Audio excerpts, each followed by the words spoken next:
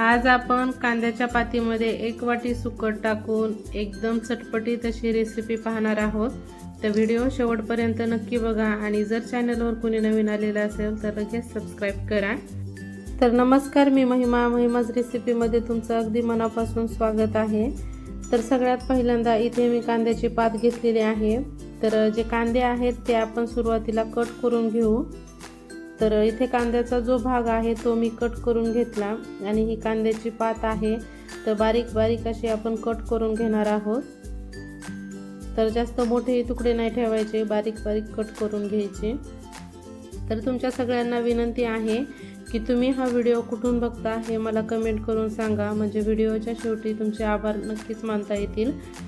तर इथे बघा, सगळी कांद्याची पात मी कट करून घेतलेली आहे, जास्त मोठीही नाही आणि जास्त बारीकही नाही, अशा प्रकारे छान कट करून घेतलेली आहे। तर आता आपण त्यामध्ये कांद्याची पात बुडेल इतपत पाणी टाकून घेणार आहोत। तर इथे बघा, साधारण 1-1.5 ग्लास मी पाणी टाकलेलं आहे। हे बघा, कांद्याची पात बुडेल इतकं पाणी टाकलेलं आहे। तर ही कांद्याची पात पाण्यातच ठेवायची 1-2 सेकंद। तर इथे मी गॅसवर कढई ठेवलेली आहे। तर कढई छान गरम होऊ देऊ। आता कढई छान गरम झाली की त्यामध्ये 2 चमचे तेल टाकून घ्यायचं। तेल छान गरम झालं की त्यामध्ये 1 चमचा मोहरी टाकून घेऊ आणि मोहरी छान तडतडली की मग त्यामध्ये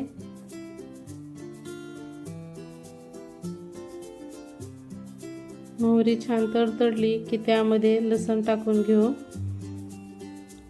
तर इथे बघा, मी 5 ते 6 लसणाच्या पाकळ्या ठेचून घेतलेल्या आहेत। तर त्या ह्या तेलामध्ये टाकून छान अशा परतून घेऊ।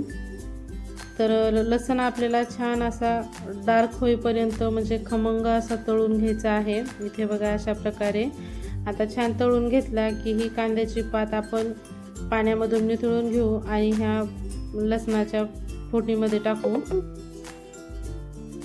तर इथे कांद्याची पात सगळी टाकून झालेली आहे। तर एकीकडे कांद्याची पात तेलामध्ये टाकली तर इथे मी 1 वाटी सुकट घेतलेला आहे। तर वेगवेगळ्या भागानुसार याला बोलतात, सुकट किंवा कोणी झिंगे म्हणतात। तर मी हे सुरुवातीला भाजून घेतलेले आहेत, कारण ह्या सुकटला एक विशिष्ट प्रकारचा वास असतो, त्यामुळे सुरुवातीला भाजून घ्यायचे। आणि त्यानंतर मी इथं 1 वाटी सुकट पाण्यामध्ये छान धुवून घेणार आहे, कारण यामध्ये खडे वगैरे काही असतात। तर त्यामुळे हलकेसे धुवून घेतले की ह्या कांद्याच्या पातीमध्ये ते सुकट टाकायचे। तर इथे मी छान व्यवस्थित धुवून निथळून हे सुकट ह्या कांद्याच्या पातीत टाकून घेते सगळे। इथे बघा, अशा प्रकारे एकदा आपण सुकट छान भाजले ना की त्याचा वास असतो तो एवढा जास्त काही येत नाही, त्यामुळे सुरुवातीला सुकट भाजून घ्यायचे। तर इथे सुकट टाकून झालेलं आहे। आता एकदा छान मिक्स करून घेऊ। तर गॅसची फ्लेम मोठी आहे, मोठ्या गॅसवरच आपण छान भाजून घेणार आहोत, म्हणजे तेलामध्ये छान कांद्याची पात आणि सुकट छान परतून येईल।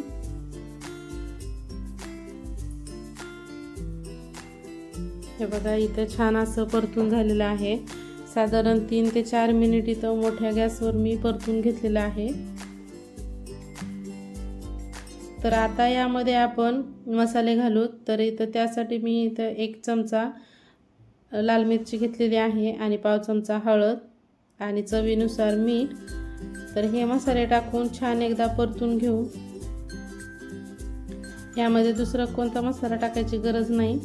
तर इथे बघा, 3 ते 4 मिनिट छान परतून घेतल्यानंतर आता आपण यावर झाकण ठेवून 2 ते 3 मिनिट आणखीन याला वाफेवर शिजू देऊ, कारण आपण हे वाफेवरच शिजवून घेणार आहोत।